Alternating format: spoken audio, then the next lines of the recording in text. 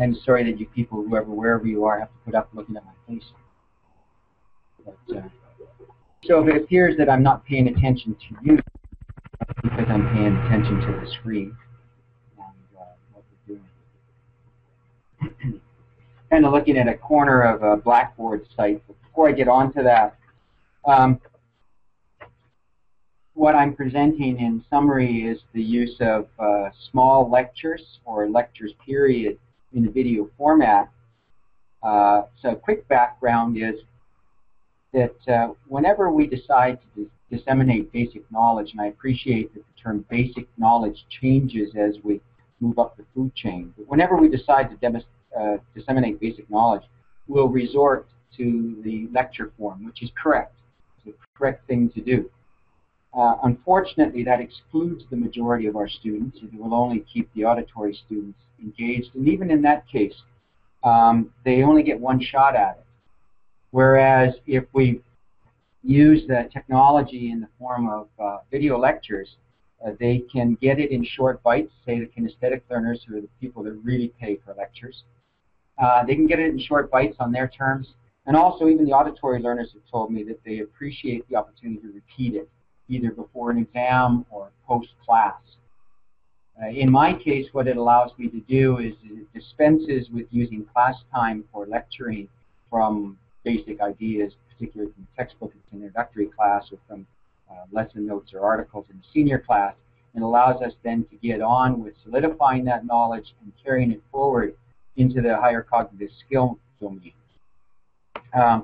I'm not going to bore you with anything like that, except if you're interested at all in the precursor and some of the pedagogy behind it, on my MacEwan site, academicmacEwan.ca, Sugden L, I have a tab, Alternative Learning, and you're more than welcome. There's some examples there, and there's also a discussion paper that it's now a couple of years old, but it may help you as far as some of the pedagogy behind what we're doing.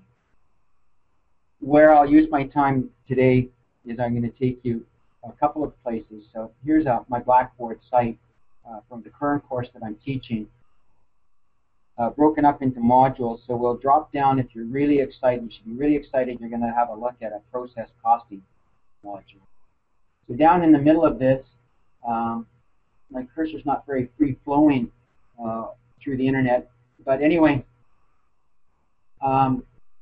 we'll look at, first of all, the student, if I take you into a lesson, they can have access to the lesson notes, which a lot of times are the PowerPoints that you would hand out or make accessible to them anyway. Then there's a data set that goes with this lecture, which is also downloadable onto that site. And then I'll just click into a lecture on process costing. So it's going to play for them just like if they're on YouTube. I'll go full screen on it. I'm not sure. You're not listening to my voice, thank goodness. That's fine. I'm talking in the background. That should really excite you. I'm also experiencing a little bit of delay between what's going on my screen and what you're seeing. So today one of our, my screen's playing. It's beautiful. There's lots of colors. There's some numbers, some arrows, and you're seeing none of that.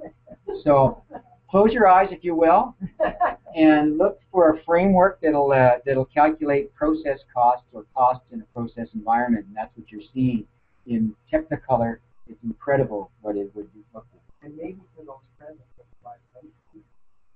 yeah, on that first site that I made access to, where we talked about this, there are some examples there. Okay, you can play them there. Great. I did see the color.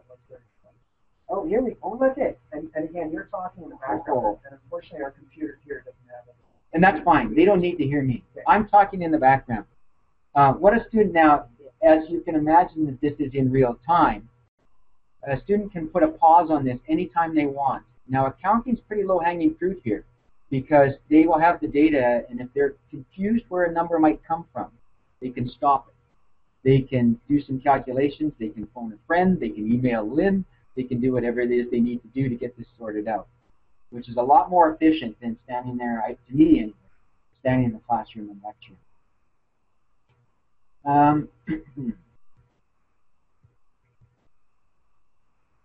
I am going to try my best to exit from this. We don't want to shut the lights off. We want to go back. Ooh, we have some.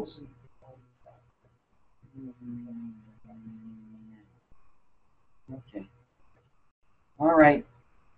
If you lose me, now worse things could happen. Back onto my Blackboard site. Another thing that I've used this for was there's 14 cases that they do in this course, and so one of the issues is we want to move their case presentation forward. And so each case that they hand in, there's a debrief on how we can improve presentation. One of the things that I've done is, you'll see here, this link is a video explaining 2 musts when preparing your next case. Now, it's the same format as before. I'm not sure what's going to pop through on for you. But it's a description of, I'm just fast forwarding through it again. I'm talking in the background. These are your expectations. These are my expectations. And then what we're looking at here, we've missed the actual cover report, but we're looking at the schedule. And it is an accounting schedule, so we're looking for single underlines, double underlines, right justifications, and have you. So very technical. Yep. And no mistaking it what the output should look like. And you would like that black and white, and they can play it over and over and have no argument. They can play it over and over and have no argument about what was said. And if again, if you're a kinesthetic learner and you tend to skip over some of the things that are said, you can play it as many times as you need to hear it. I was once told by Dave King, who's a hockey coach, tell them 1,000 times, they'll get it right away. Now, the old Blackboard systems kicked me out, so you just have to give me a sec to log back in. I need to have a look at another course over there to show you an example of a couple more things. Pop-up blockers, holy smokes. This is why I lost my hair. Got involved in technology. So now we're into the traditional Blackboard site, and there's 2 things that I'll show you here. One is there is a project in Accounting 324, and so the first thing that they would do as far as the project goes is they would watch a video. This saves me a ton of class time, and again, it gives the students, whenever they want to start the project, they can start it on their own. On my screen, I can see it. The video is running. Yeah, on your screen, you're still wondering what the hell's going on. I'm happy as all get out.